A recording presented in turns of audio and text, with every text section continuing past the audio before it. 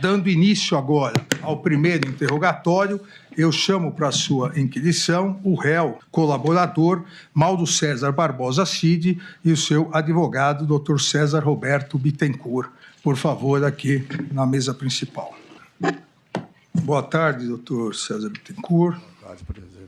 Boa tarde também ao coronel Mauro César Barbosa Cid. Boa tarde, ministro. Iniciando o interrogatório, como determina a legislação, primeiro eu pergunto se o senhor teve a oportunidade de conversar reservadamente com seu defensor ou seus defensores antes da audiência. Sim, senhor ministro. Então, isso. Já foi devidamente qualificado o réu, se o senhor tem ciência dos termos da acusação que lhe é imputado. Sim, senhor. Também, como eu acabei de dizer, o senhor tem...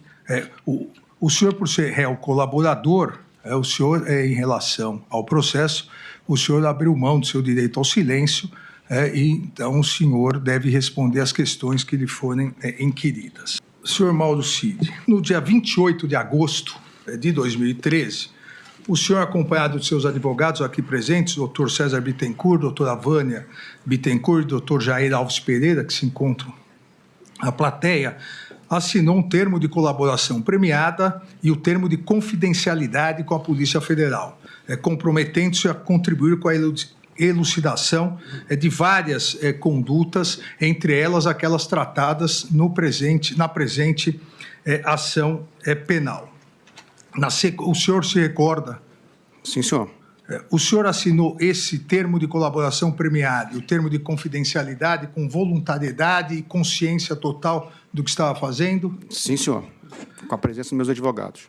Na sequência, no dia 6 de setembro de 2013, o senhor compareceu perante o meu juiz instrutor na sala de audiências aqui do Supremo Tribunal Federal, onde reiterou a voluntariedade da sua colaboração premiada. O senhor se recorda dessa audiência aqui no Supremo Tribunal Federal? Sim, senhor. Foi de livre e espontânea vontade que o senhor, também naquela audiência, decidiu pela colaboração premiada? Sim, senhor. No dia posteriormente, aqui é uma questão importante, o senhor deu 12 depoimentos à Polícia Federal, sendo que 6 foram no dia 28 de agosto de 2023, 2 no dia 11 de março de 2024, um no dia 9 de abril de 2024, um no dia 18 de junho de 2024, um depoimento no dia 19 de novembro de 2024 e, no final, o último depoimento no dia 5 de dezembro de 2024. Esclarecendo, é importante, que foi até uma dúvida suscitada pelo eminente ministro Luiz Fux na sessão de recebimento da denúncia, no dia 28 de agosto, a Polícia Federal fez 6 depoimentos, optou para, no mesmo dia, realizar 6 depoimentos, porque cada um tratava de uma investigação. Então, não são 6 depoimentos realizados sobre o mesmo fato. São 6 depoimentos realizados sobre questões diversas. Um depoimento aqui, que trata sobre esses fatos, um sobre vacinas, um sobre a Polícia Rodoviária Federal, um sobre questões de garantia da lei e da ordem, um sobre joias, outro sobre cartões corporativos. No dia 11, e por isso que peço atenção do senhor, então, no dia 28 foi um depoimento sobre os fatos tratados nessa ação penal. Sim, senhor. No dia 11, mais um depoimento, no dia 11 de março, foram mais um dia onde 2 depoimentos, joias, mas também sobre a questão do golpe tratado aqui na ação penal. Então, são 2 depoimentos. No dia 9 de abril, questão também relacionada a essa investigação, em relação à entrevista à revista Veja, 3. No dia 18 de junho, questão sobre joias, não é relacionada a essa ação penal. E nos dias 19 de novembro e 5 de dezembro, mais 2 depoimentos em relação aos fatos tratados aqui. Ou seja, foram 5 depoimentos sobre esse fato. Eu pergunto ao senhor por que a necessidade desses depoimentos. Porque, principalmente, os dois últimos nós vamos deixar, mas porque a necessidade de ser ouvido, primeiro, dia 28, depois, dia 11, novamente, e depois, no dia 19 e no dia 5. Na verdade, é 4 aqui, eu falei 5, mas são 4 depoimentos. Já que nós sabemos, o colaborador, quando assina a colaboração, ele não pode selecionar, ser seletivo nas informações. Ele deve dizer tudo o que sabe. Então, gostaria que o senhor explicasse o porquê da necessidade desses 4 depoimentos sobre o mesmo fato.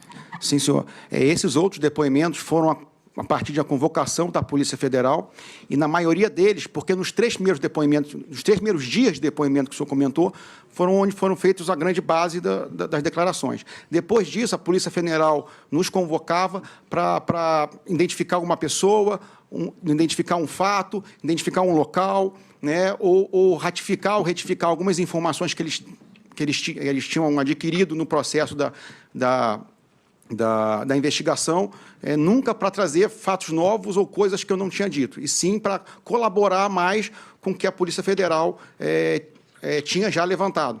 Então, era um reconhecimento de uma pessoa, ou um fato para dizer se eu sabia ou não daquele fato, ou um local que eles estavam para dizer se aquele fato aconteceu exatamente naquele local. Então, foi mais para confirmar, e tudo a pedido da Polícia Federal.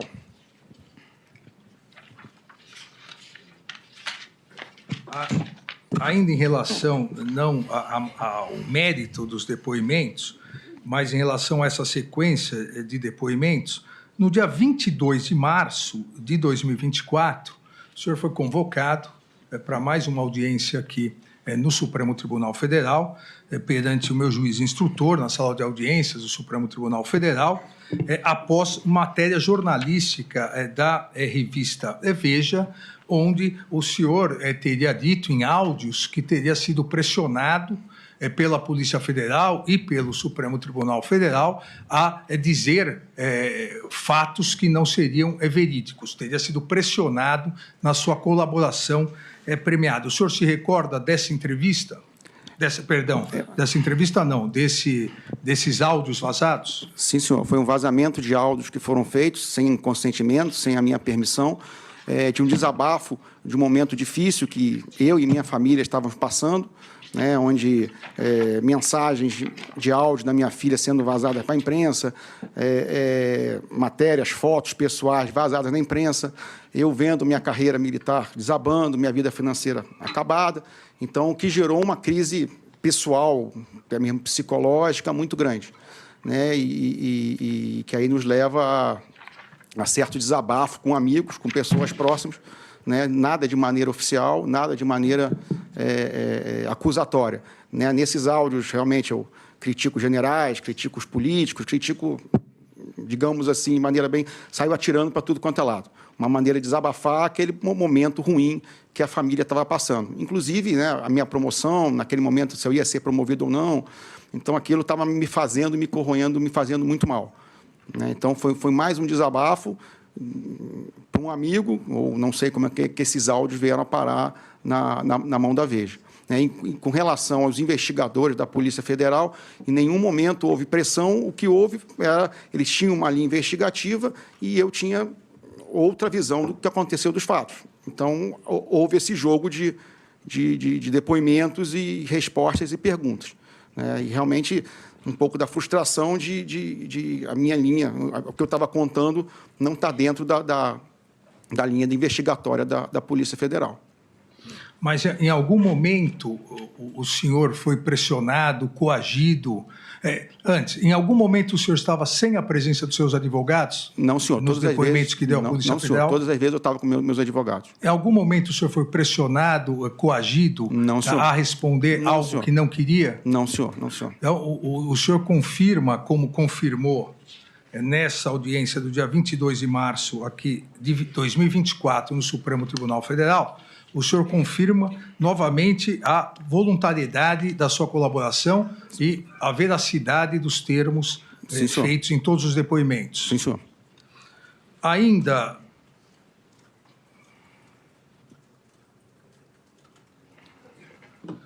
ainda em relação à questão dos depoimentos, em virtude de eventuais omissões e contradições em seus depoimentos, no dia 19 de novembro, a Polícia Federal fez um relato, o ministro relator fez um relato a mim, apontando eventuais omissões, contradições e imputações seletivas. Especialmente, depois nós vamos chegar lá, nas perguntas específicas, especialmente em relação à Operação Copa 2022 e a Operação Punhal Verde e Amarelo. E apontando essas contradições, a Polícia Federal representou e a Procuradoria-Geral da República também aderiu com seu parecer pela prisão preventiva do senhor. Eu, no próprio dia 19, convoquei uma audiência nesse Supremo Tribunal Federal para o dia 21 de novembro, sob a minha presidência. O senhor se recorda? Sim, senhor. Nessa audiência, o senhor também estava acompanhado por seus advogados? Sim, senhor. E, como de resto, em todas as demais depoimentos na Polícia Federal e em audiências aqui no Supremo Tribunal Federal, o senhor se lembra de ter reiterado a voluntariedade de sua colaboração premiada? Sim, senhor. O senhor, naquele momento, também se recorda de ter de ter retificado algumas declarações anteriores? Sim, senhor. E o senhor aponta a veracidade dessas declarações feitas na audiência, que depois nós vamos rever. Sim, senhor. Nesse momento, no dia 21 de novembro, do dia 19 de novembro até o dia 21 de novembro, em algum momento, seja na Polícia Federal, seja aqui no Supremo Tribunal Federal, o senhor ou seus advogados presentes sofreram alguma coação que pudesse restringir a voluntariedade dos seus depoimentos? Não, senhor.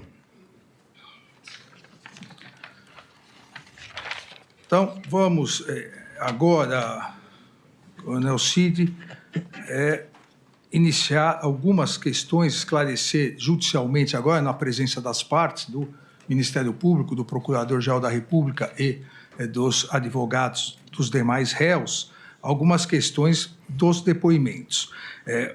O senhor confirma a integralidade, eu repito, de todos os depoimentos, tanto na Polícia Federal quanto no Supremo Tribunal Federal? Sim, senhor. No depoimento na Polícia Federal, do dia 8 de agosto de 2023, a leva de primeiros depoimentos, 8 de agosto ou 6 de agosto? Só para não...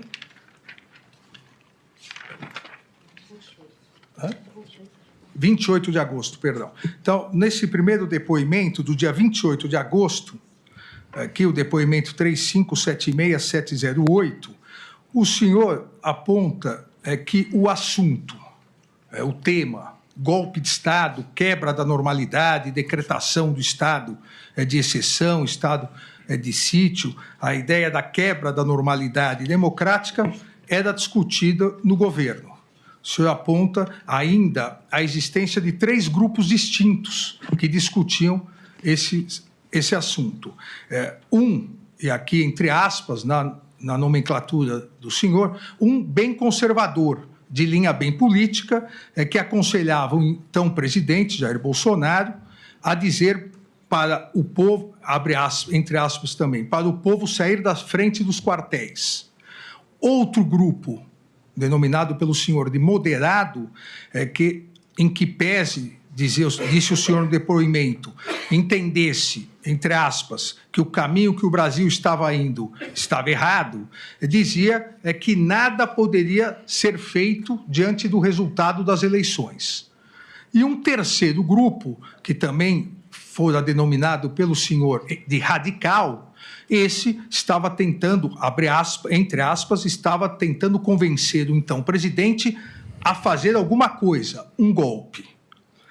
O senhor, assim, divide essas discussões que ocorriam no âmbito do governo e do Palácio nesses 3 grupos. E ainda diz que no grupo radical havia os menos radicais, que queriam achar, entre aspas, uma fraude nas urnas, e os radicais, que eram a favor de um braço armado, que gostariam, estavam incentivando um golpe de Estado, que queriam que o presidente assinasse o decreto, que acredita que esperavam o presidente dar uma ordem, entre aspas, que acreditava esse grupo que quando o presidente desse a ordem, ele teria o apoio do povo e dos CACs, e que esse mesmo grupo dos radicais, esse subgrupo radical, romantizavam o artigo 142 da Constituição Federal como um fundamento para o golpe de Estado. Fecha aspas. O senhor confirma isso? Eu gostaria que o senhor explicasse essas discussões entre esses três grupos. Sim, senhor. Ministro, confirma todas as declarações, mas esses grupos não eram organizados, eram pessoas individualmente, cada um com a sua ideia, que se aproximavam do presidente em momentos distintos, né, e cada um levando a sua ideia para ele. Então, era basicamente assim, mas não existia uma organização e nem existiam reuniões que esses grupos se reuniam para debater. Essa foi uma classificação minha do senhor, porque dividir, convivia diariamente, sim, lá. Para facilitar até o depoimento. Mas esses grupos não eram organizados, não eram grupos de pessoas que iam juntos para falar com o presidente. Era individualmente, as pessoas iam lá, davam suas ideias, muitas vezes iam 1, 2, 3 vezes, depois não apareciam mais, né? E esses grupos exatamente falavam isso que o senhor narrou? Sim, senhor. Tinham dos mais conservadores aos mais radicais. O senhor também, nesse depoimento, antes disso, aqui entre os corréus, o senhor identifica alguém que na sua classificação estava nesses grupos?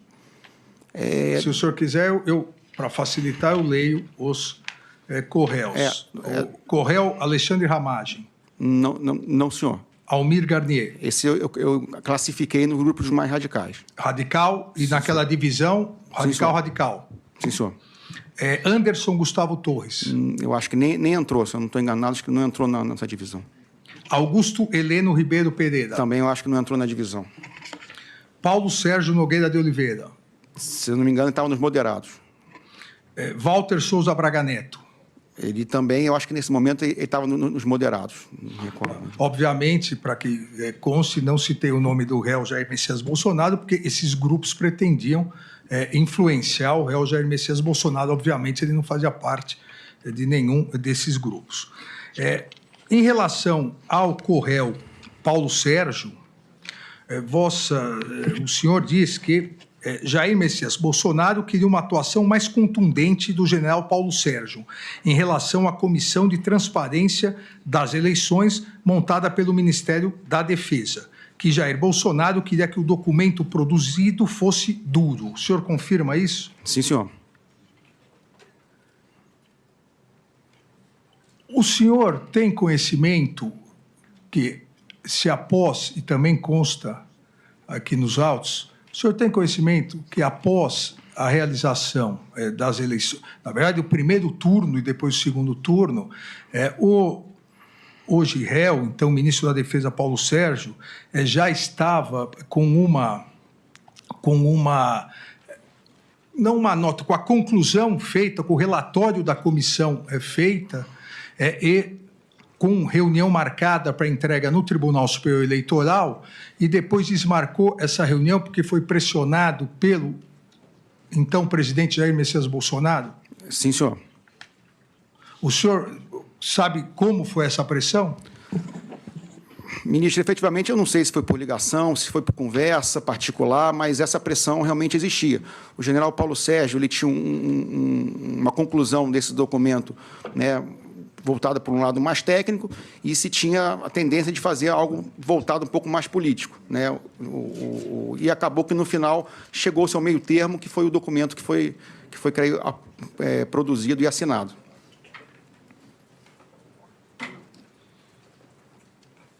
O senhor, ainda em relação a essa questão, que, na verdade, consta não só no seu depoimento do dia 28 de 2023, mas também no seu depoimento aqui no Supremo Tribunal Federal no dia 21 de novembro de 2024. o senhor tem conhecimento que, depois do relatório apresentado e da nota que o Tribunal Superior Eleitoral emitiu, dizendo que havia recebido o relatório do Ministério da Defesa, que tinha testado a lisura das eleições, a regularidade das urnas, o senhor tem conhecimento se o Correio Paulo Sérgio sofreu pressões para soltar uma segunda nota? Não me recordo, ministro. Essa segunda nota eu não me recordo. Eu creio que depois que saiu a primeira, eu acho que depois que foi entregue a versão oficial final, eu acho que não teve uma pressão para sair a segunda, não me recordo.